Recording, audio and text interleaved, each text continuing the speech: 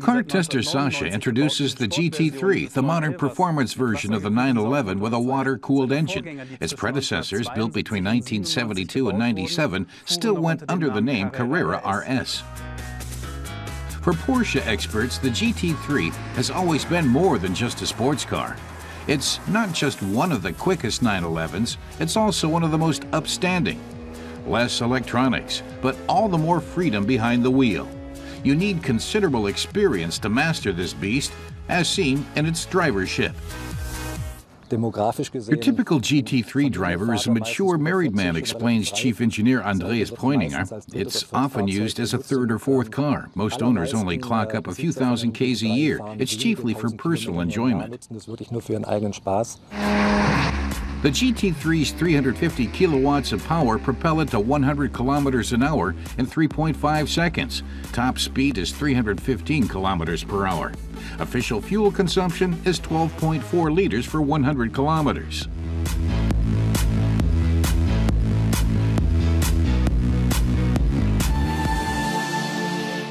And here is the latest edition.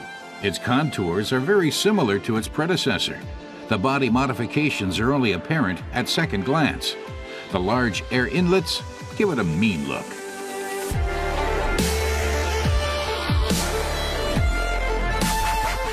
And of course, it comes with xenon lights. Their round housings are a 911 signature feature. In total, the sportiest member of the 911 family weighs in at just 1,430 kilograms. It's lower, wider, and longer than the basic model, and is standard fitted with chunky 20-inch sport tires. That doesn't rule out the possibility of aquaplaning, however. There's downforce galore thanks to the mighty rear spoiler. Underneath is a 3.8-liter rear engine with a sumptuous 440 Newton-meters of torque.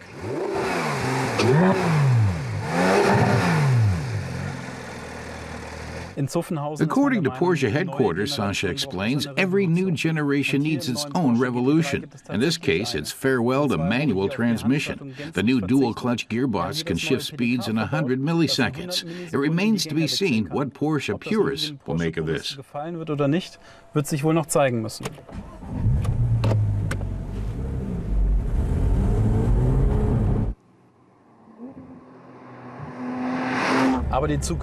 Future Porsche drivers will be able to come to terms with the setup pretty fast, reckons Sasha. Of course, you can still use the steering wheel paddles to shift.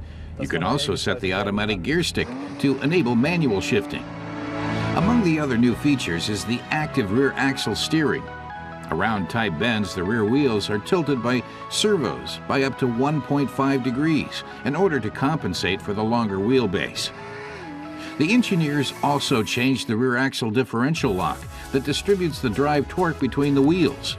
It's now electronically, not mechanically controlled.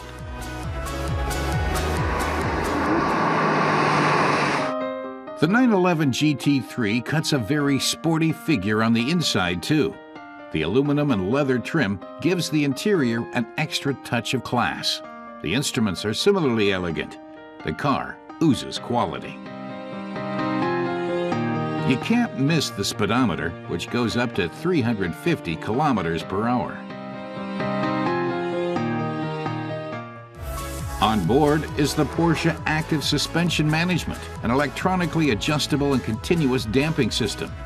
PASM translates into even better handling.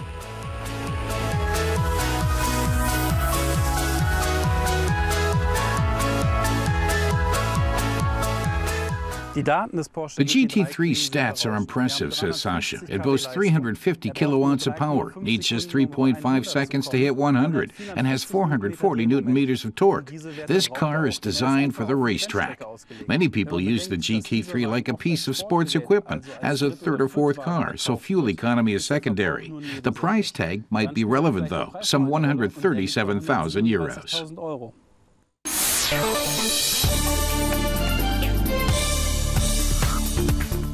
A French court has lifted a ban on certain Mercedes models. Sales have been frozen due to the use of an old EU-banned air conditioning coolant. The ruling means Mercedes can continue selling new models using their old coolant in France. Judges accepted Daimler's main argument that the new EU-compliant coolant may catch fire more easily. Greenpeace also rejects the new coolant on ecological grounds. Bentley has made its Continental GT models a tad sportier. The new S versions of the coupe and convertible are around 10 millimeters lower sprung and come equipped with steering wheel mounted paddle shifters. The all-wheel drive system makes the most of the twin-turbo V8 engine. With a 388 kilowatt output and 680 newton meters of torque, the convertible dashes from 0 to 100 kilometers per hour in just 4.5 seconds. Top speed is 308.